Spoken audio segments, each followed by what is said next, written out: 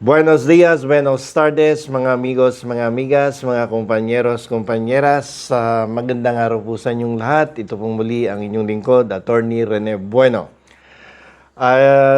Just a few hours ago, I have read in Philippine Daily Inquirer that some of our kababayans were arrested and detained, no, diyan sa Qatar.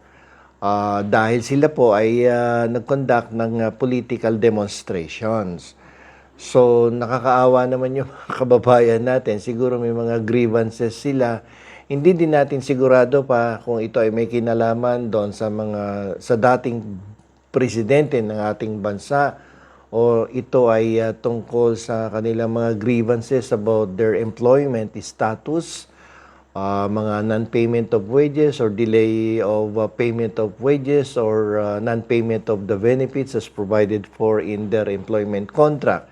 So it is not yet confirmed because yung headline lang ang inilabas ng Philippine Daily Inquirer at ng ABS-CBN, wala pa yung detalye. So we cannot speak about why they were actually arrested and detained. Ang sinabi lang political. Pero dito kasi sa Qatar, alam nyo, they are very strict when it's about conducting political demonstration. Kasi dito yung freedom of assembly and freedom of speech, no, is not the same as your treatment in the Philippines. Kapag nasa ibang bansa ka, iba ang treatment dyan. Medyo restricted.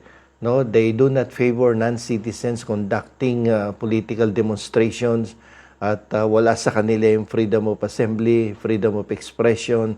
Yan ay ina-accord lang nila sa kanilang mga citizens. Pero kapag ikaw ay overseas foreign workers, non-citizens ka, ay masyado silang mahigpit yan. Lalong-lalo na pag ang issue is about non-payment of wages at kinatalo mo yung mga employers, sinigaw-sigaw mo sa kalye na ganito ang nilang palakad. Siyempre, pag sinumbong ka niyan, siyempre kakampi yung authorities in Qatar in favor of their employers and their own employers, and then you may be arrested by the police and you will be detained. The sad thing is that when you are already detained, ang legal consequence niyan, next step would be for you to be the subject of a deportation proceedings. Mapapa-deport ka ngayon. So, hinay-hinay pagdating sa mga political protest, political demonstrations, at ikaw din ang mapapahamak dyan. Hindi lang ikaw, pati yung pamilya ng isang Pilipino na nag-join sa isang political protest or demonstration. So you need to think very carefully when somebody asks you to join a political protest. And ang sabi ko nga dyan, if someone or a colleague invited you to join a political demonstration in another country while working as an overseas Filipino workers, the first thing that you should do is to take a deep breath. No? Medyo huminga ka ng malalim before you get back to that person inviting you to join a political protest. And then after that, let your breath be the first word, no, na sasabihin mo doon sa nag-iimbita sa iyo for you to join the political demonstration. And then after that, tell him, I will not join the protest. Kasi you need to think about your family. Ikaw nagpunta ka sa ibang bansa in order for you to provide a better future for your family. Paano na lang yan kung bigla nga kayong inaresto, dinitain kayo, and then deportation ang sumunod, di wala kang trabaho. Bad record ka pa doon sa bansang pinagtrabahuhan mo. So, before you join that kind of activities in another country, whether ang pinagtatanggol mo, kasi political demonstration yung sinabi ng balita ng Philippine Daily Inquirer at ng ABS-CBN. So, although wala pang detalye, as of now, wala pang detalyeng inilalabas. Kinonfirm lang ng Philippine Embassy in Qatar that our fellow kababayans were arrested and detained. So, pag ganyan, medyo mag-isip-isip kayo ng mabuti before you join a political protest, because who will suffer is your immediate members of your family.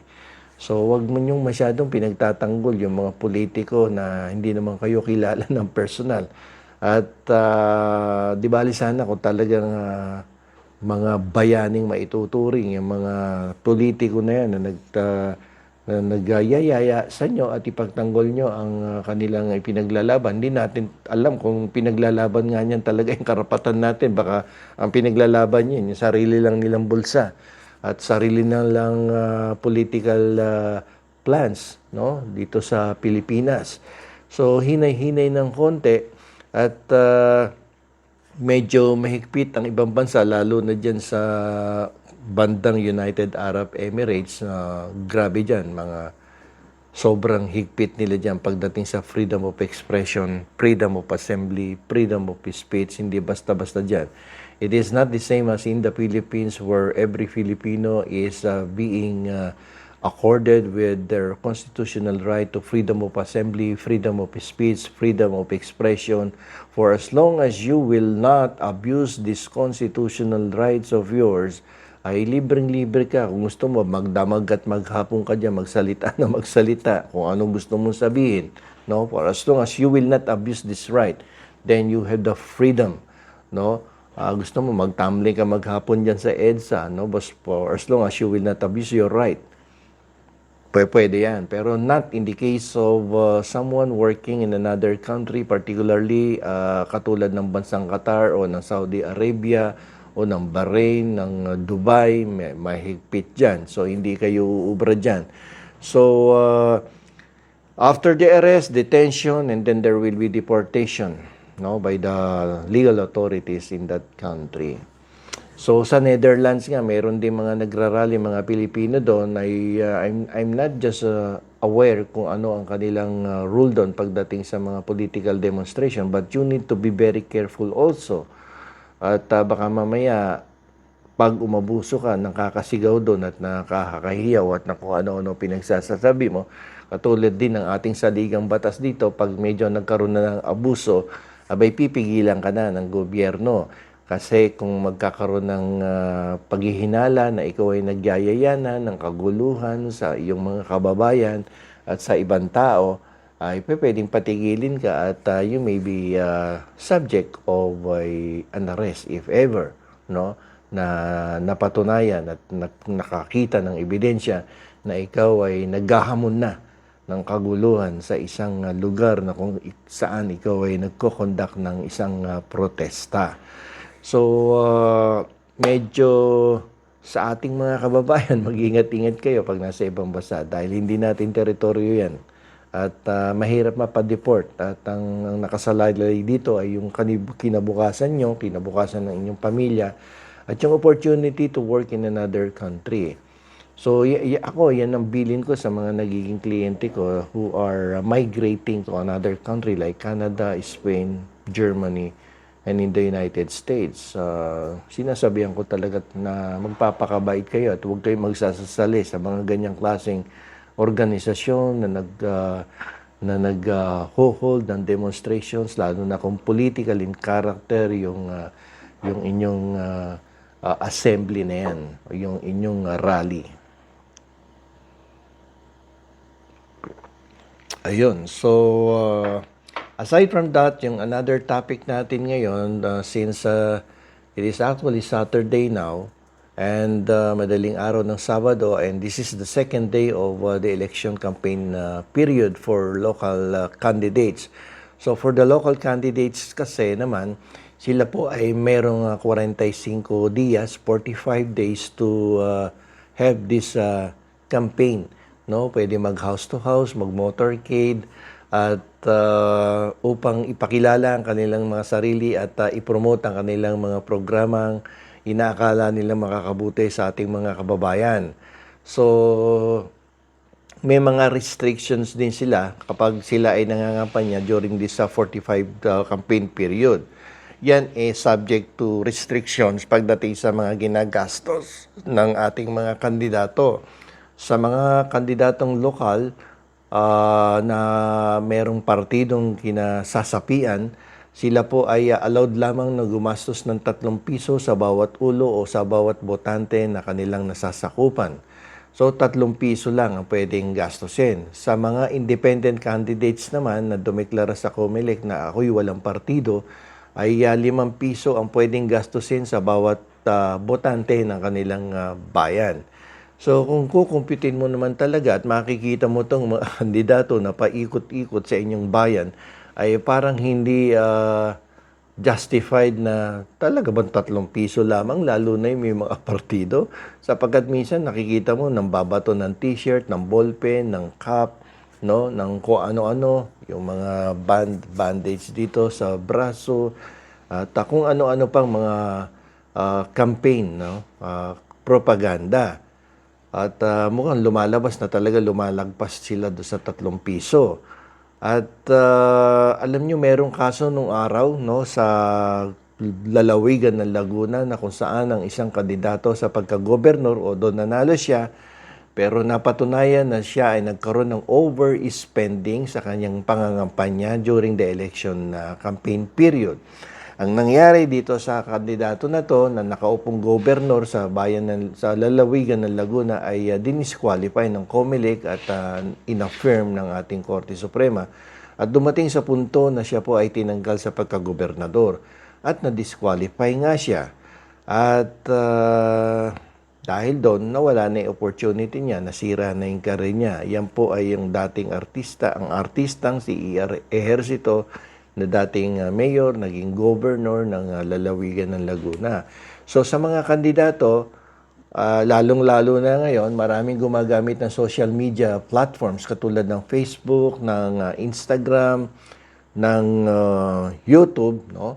At madalas nag-a-appear sa Facebook. Although it is not explicit as to how many minutes they can appear in different social media platforms, but the Commission on Elections has the power to monitor the activities of these candidates using different social media platforms.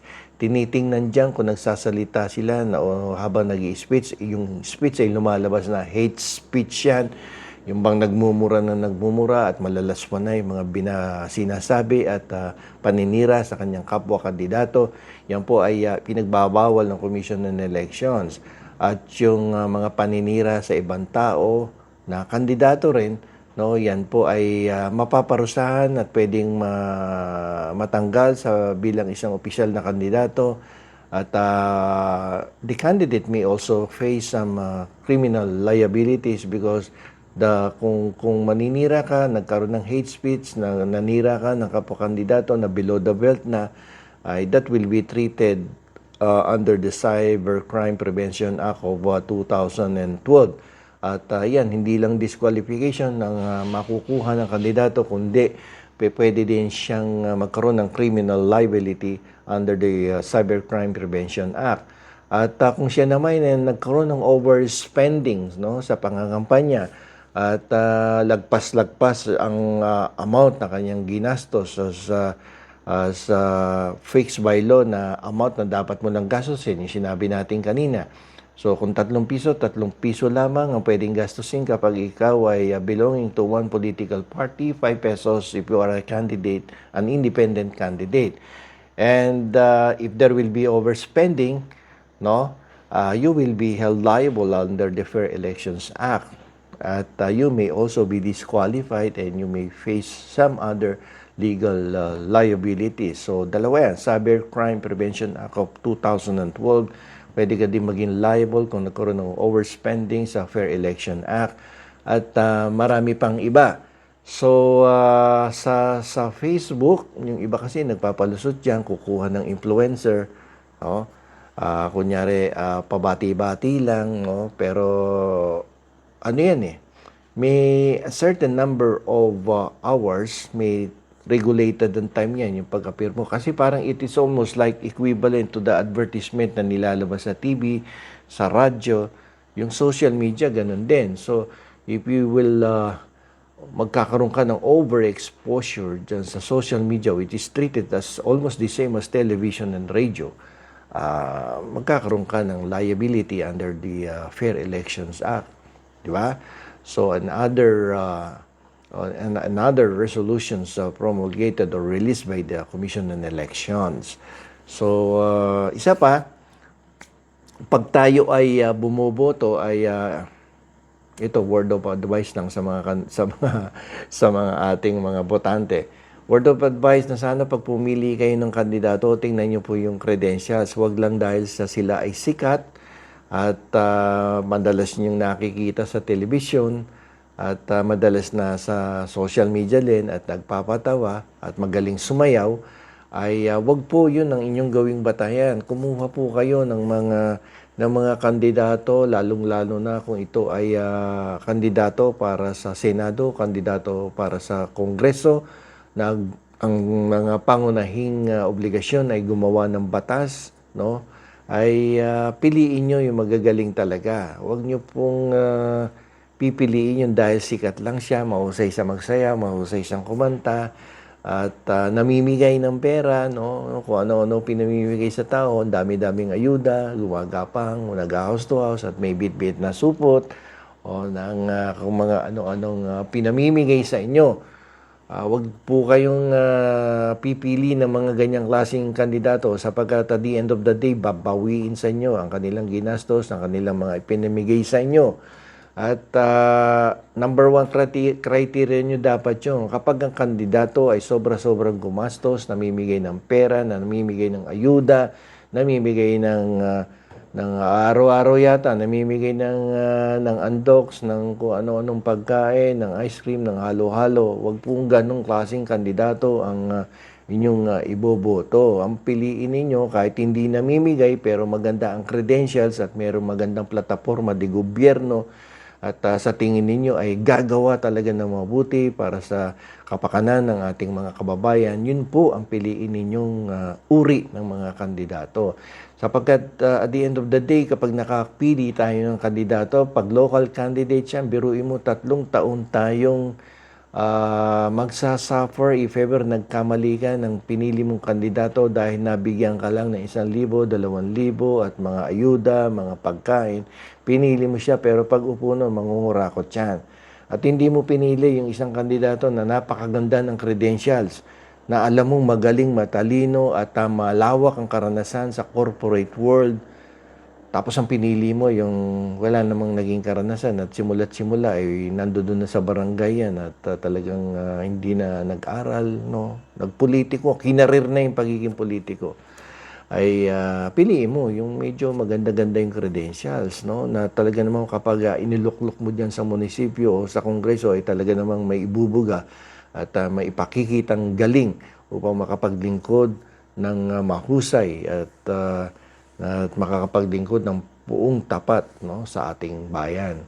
Pag kongreso at senador naman, dapat yung may alam naman sa batas. Ako'y medyo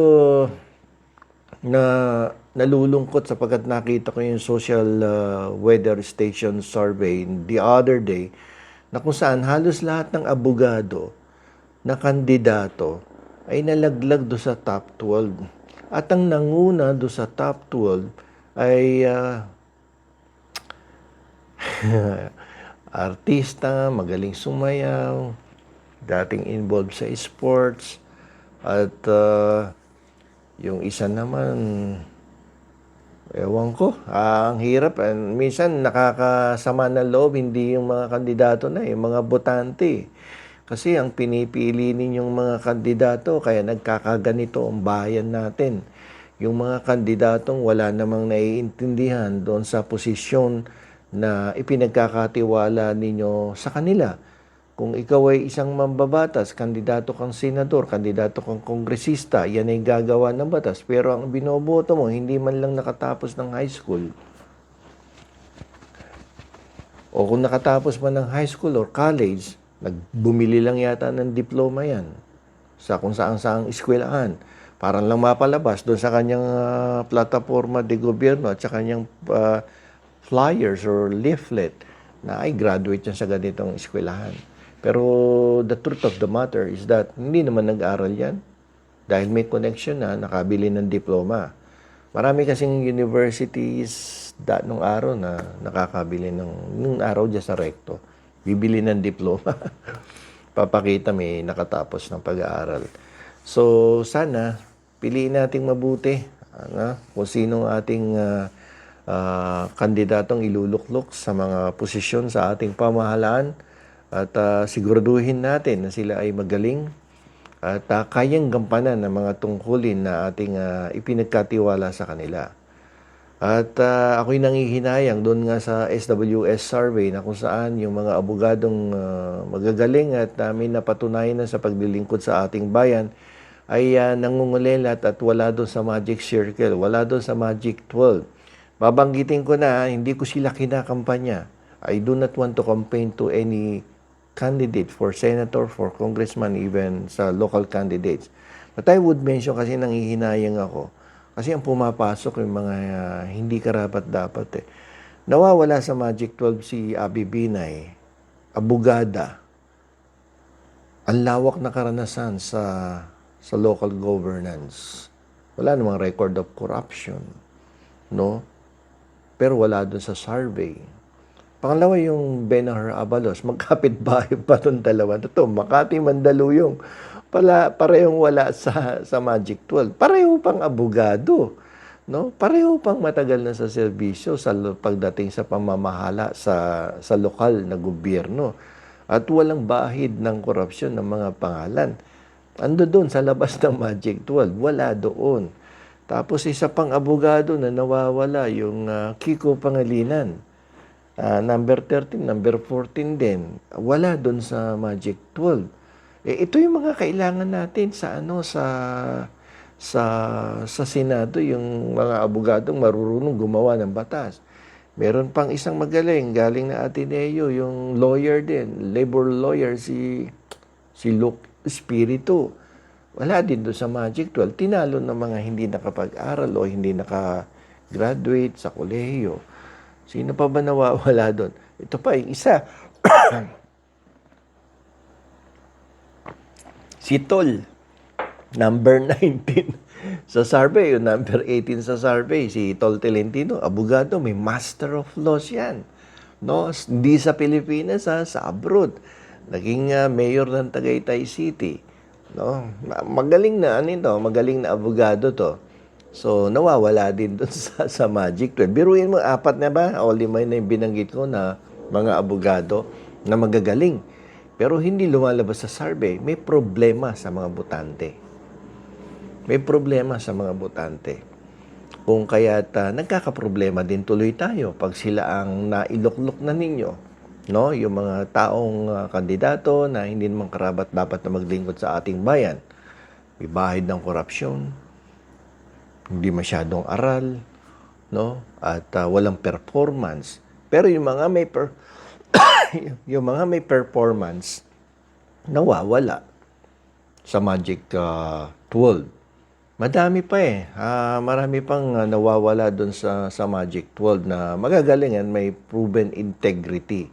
At kung pag-uusapan ay husay at galing at talino ay talaga namang makakapag-deliver talaga kung iboboto ninyong senador or kongresista. Yun, sino pa ba ang nawawala doon sa survey dahil ang pumasok yung mga yung mga sikat lang talaga na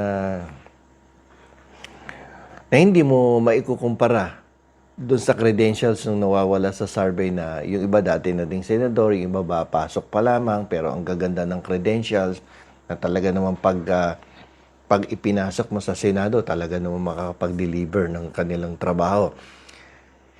It is entirely different ang Senado natin sa ngayon as compared with the senators of the 1960s, the 1970s. Yung mga senador na talaga naman mga bar-top notcher, mahuhusay na abogado. At kapag napakinggan mo magsalita sa loob ng plenaryo, ay talaga namang hahangaan mo. No? Kapag nag-deliver na ng privilege speech, pag nag-interpellate na, pag nagbigay ng proposal na kung anong batasan dapat ipatupad sa ating bayan, ay talaga namang mapapanganga ka sa galing magsalita at magpaliwanag ng mga batas na gusto nilang ipatupad dito sa ating bansa. Pero ngayon, hindi. Iba eh. Meron pang umiiwas sa interpellation, umiiwas sa debate. Ang Senado, debate yan eh. Debate tungkol sa batas na pinopropose ng mga mambabatas. Meron dyan tumatanggi. Pag sinaba, pwede pang susulat na lang. Something like that. Ibig sabihin, iaasa doon sa kanyang mga staff, na mga lawyers. So, hindi marunong. Tapos ngayon, nangunguna pa sa survey. Oh. Grabe. Ang problema natin talaga, minsan yung botante.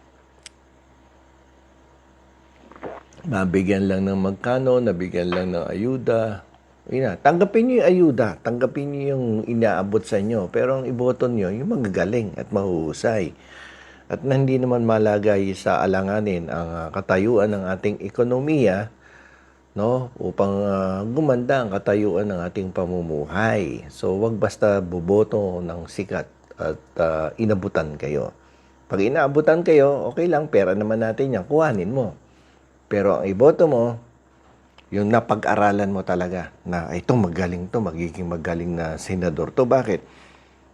Ano to yun? Mambabatas talaga to. At naging magaling na opisyal dati ng ating pamahalaan. So yun. So dapat ganun ang gawin nating pamamaraan ng pagpili ng mga kandidato, aralin ang kanilang mga polyeto, yung leaflets, yung flyers. Tingnan ninyo kung ano yung nagawa. Tingnan nyo kung ano yung background. No? Huwag basta-basta boboto na lang dahil naabutan kayo ng ayuda. No? Babawiin sa atin yan. Kasi pag upo niyan, nako, definitely, withdraw ng withdraw yan. Baka yung 120 million in 11 days, maging 240 million in 11 days. So, hanggang dito na lamang po. At medyo madaling araw na ngayon dito sa Pilipinas. So, marami pong salamat sa inyong pakikinig at huwag po sana ninyong kalimutan na mag-like, mag-share at mag-subscribe dito sa aking YouTube channel na Attorney Bueno and Law and Beyond. Marami pong salamat.